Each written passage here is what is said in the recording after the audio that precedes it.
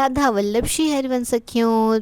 तो जैसा कि आप सब जानते हैं कि मैं बनारस में रहती हूँ, और बनारस में रह के दर्शन ना करो और घाट ना जाओ तो क्या ही बनारस में रहते हैं।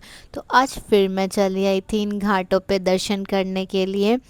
तो और एक तो ये घाट इतने सुंदर, ऊपर से हमारे महादेव यहाँ विराजते हैं, तो ये और भी सुंदर हो जाता है।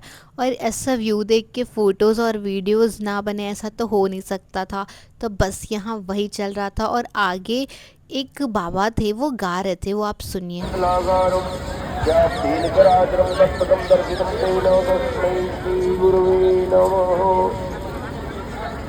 हम सभी माता पिता का ऋण चुका सकते नहीं।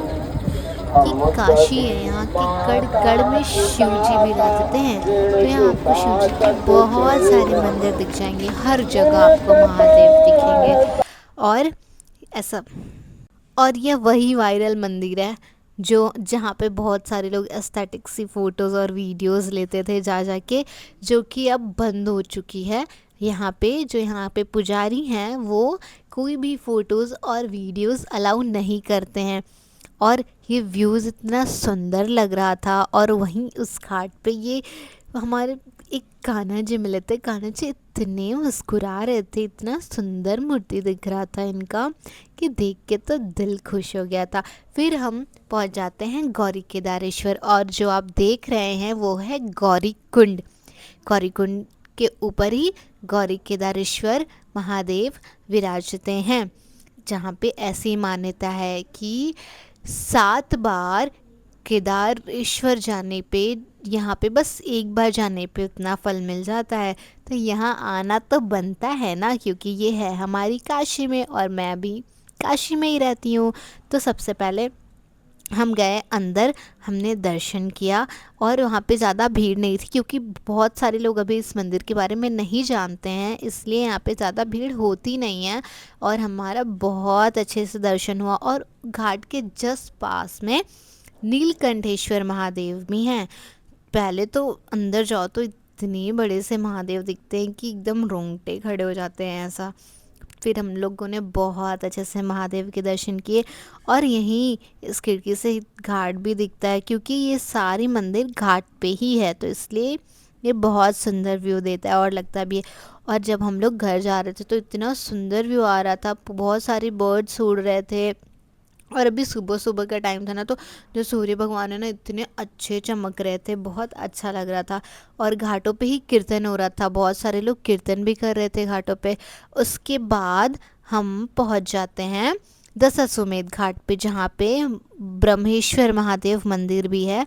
ऐसा बोलते हैं कि दशाश्वमेध घाट का नाम दशाश्वमेध इसलिए पड़ा था क्योंकि ब्रह्मा जी ने इसी स्थान पर 10 अश्वमेध यज्ञ किए थे, जहाँ पे अभी ये मंदिर बना है, जिसके आप सबने अभी दर्शन किए थे। आगे चल के हम पहुँच गए थे विश्वनाथ जी के कॉरिडोर में, जो कि ललिता घाट के थोड़ा सा आगे ही स्थित है। तो आज ज़्यादा भीड़ नहीं थी, तो बहुत अच्छा लगा, और एकदम आराम से दर्शन भी हो गए थे। कॉरिडोर काफ़ी बड़ा भी बन चुका है, और अभी यहाँ पे काम चल भी रहा है, बन रहा है बहुत सारा चीज़ यहाँ पे। और जैसे कि आप सब देख सकते हैं कि भीड़ बिल्कुल नहीं थी यहाँ पे, क्योंकि हम लोग इस टाइम पे गए थे, लकीली हमें भीड़ मिली भी नहीं थी। और जो ये धुआं जैसा दिख रहा है ना, वो है मणिकर्णिका घाट। मणिकर्णिका घाट के जस्ट पास से ये सीढ़ियाँ जाती हैं जो ऊपर महादेव के पास मंदिर, बेसिकली विश्वनाथ बाबा के मंदिर तक लेके जाती हैं हमें। तो कुछ सीढ़ियाँ चढ़नी पड़ती हैं, तो हम सब ये उन सीढ़ियों से चढ़ के बाबा के कॉरिडोर में पहुँचे। वहाँ हमने दर्शन किया, और बहुत अच्छा दर्शन हो गया था हमारा, और बहुत अच्छा लगा था। जैसे कि आप जानते ही हैं कि जब तक हमारे महादेव बुलाए ना, तब तक तो उनके दर्शन होना इम्पॉसिबल है। तो उन्होंने बस हमें बुलाया था, और हम उनके दर्शन के लिए चले गए। और कॉरिडोर इतना बड़ा भी है, वहाँ तक जाने में भी काफ़ी टाइम लग जाता है अंदर। तो हम सब लोग वहीं जा रहे थे, रास्ते में फिर हमने थोड़ी प्रसाद ली, फूल वगैरह लिया। उसके बाद हम पहुंच गए थे अंदर तक, जहाँ पे थोड़ी लंबी सी लाइन लगी हुई थी। तो हमें कुछ 1 घंटे लग गए थे लाइन में लगे हुए। 1 घंटे तक हमने वेट किया बाबा के एक झलक के लिए। उसके बाद लास्ट में हमें बाबा का एक झलक मिल गया तो लगा कि 1 घंटे का लाइन में लगना सफल हो गया हमारा, क्योंकि बस एक बार दिख जाते हैं प्रभु ना तो सारी थकान मिट जाती है। तो कुछ ऐसा हुआ था और फ़ोन अंदर ले जाना अलाउ नहीं था, तो वहाँ पास में ही फ्री में लॉकर की सुविधा उपलब्ध थी, तो हमने वहाँ पे लॉकर में अपने सारे फ़ोन और जो भी चीज़ें थी उसको हमने रख दिए थे। उसके बाद ही जस्ट बगल में एक गली में जाके अंदर माता विशालाक्षी टेम्पल भी है, तो हम जब भी बाबा के दर्शन करते हैं तो हम मैया के दर्शन करने भी ज़रूर जाते हैं। तो जस्ट दर्शन करने के बाद हम चले गए थे मैया विशालाक्षी मैया के दर्शन करने के, और यहाँ पे भी सेम फ़ोन अलाउ नहीं है। और अब हम दर्शन करके वहाँ से निकल भी गए थे और अब हम जा रहे थे बाहर की तरफ। तो मणिकर्णिका घाट से होते हुए हमें जाना था बाहर की तरफ, क्योंकि हमें अभी जाना था संकटा माता मंदिर। तो घाटों से बहुत सारे घाट आपस में जुड़े हुए हैं, तो हम एक घाट से दूसरे घाट, दूसरे घाट से दूसरे घाट करके हम पहुंच जाते हैं। और ये जो कुंड है इसकी भी कुछ महिमा है।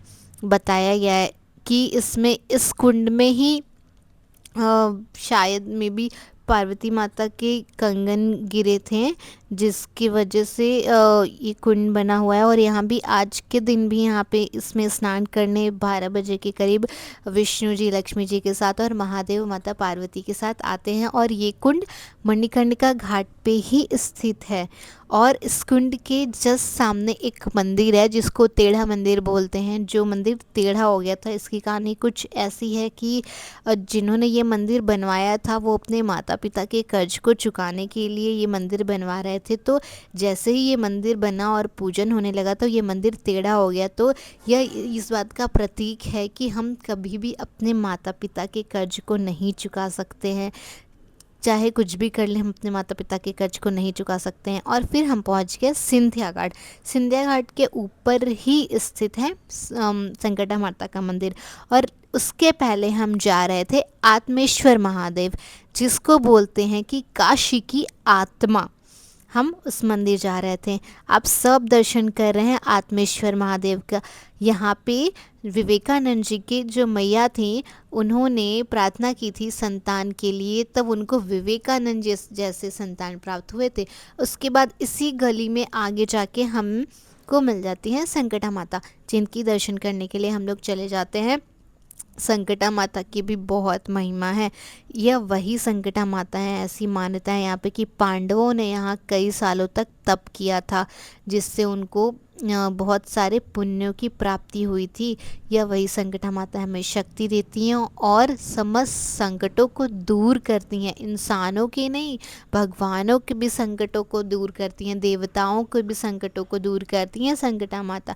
इतनी शक्ति है संकटा माता में, बहुत जागता माता हैं ये। और इतने भव्य मंदिर है मैया के, और उससे भी भव्य मैया खुद लगती हैं। और जो शिव जी के दर्शन कर रहे हैं, ऐसी मान्यता है कि जब सती माता सती हो गई थी, तब महादेव इतने ज़्यादा व्याकुल हो गए थे कि उनको कहीं पे भी सुख नहीं मिल रहा था, तो वो वहीं आए थे और यहाँ पे शांत हुए थे। उसके बाद आगे चल के हम पहुँच जाते हैं चंद्रकूप। चंद्रकूप यही है जहाँ पे लोग कहते हैं कि इस कुएं में देखने से परछाई दिखती है तो लोग जीते हैं, नहीं दिखती तो लोगों किसी की 6 महीने के अंदर मौत हो जाती है। पर ये सब मिथ है, ऐसा कुछ नहीं है कि यहाँ पे परछाई दिखती है तो कोई जीता है या मरता है। ये कुएं की अलग मान्यता है। यहाँ के जल पीने से आत्मज्ञान मिलता है, क्योंकि यहाँ पे चंद्रदेव ने कई लाखों या सालों वर्षों तक तपस्या की थी। और तपस्या करने के बाद ही यहाँ पे चंद्रदेव ने अपने हाथों से ही शिवलिंग स्थापित की थी, जिसको छूने से कई राजसु यज्ञों का फल प्राप्त होता है। स्पर्श मात्र से राजसु यज्ञों का फल प्राप्त होता है। तो हम सब ने यहाँ पे दर्शन किया, बहुत अच्छा दर्शन हो गया, क्योंकि ये सारे मंदिर हमें खाली मिल गए थे। हम बहुत अच्छे टाइम पे गए हुए थे, इसलिए सब मंदिर खाली मिल गया था और हमारा बहुत अच्छा दर्शन भी हो गया था। तो हम बहुत खुश हो गए थे दर्शन करके। उसके बाद हमने थोड़ी परछाई भी देखी जो कि दिख गई थी। नहीं भी दिखती तो कोई बात नहीं, ऐसा कुछ होता नहीं है, कोई डरने की बात नहीं होती है। हाँ, ये ज़रूर होता है कि हमें इस कुएँ का जल ज़रूर पी लेना चाहिए, क्योंकि उससे हमें आत्मज्ञान की प्राप्ति होती है। ऐसा मैं नहीं बोल रही हूँ, वहाँ पे दीवालों पे लिखा हुआ है, उल्लिखित भी है। उसके बाद जब हम गलियों से बाहर निकल ही रहे थे कि हमें दर्शन हुए पशुपतिनाथ के। तो आज का दिन तो हमारा बहुत ही अच्छा गया था, क्योंकि हमें बस दर्शन पे दर्शन होते जा रहे थे, प्रभु हमें दर्शन पे दर्शन दिए जा रहे थे। हम पे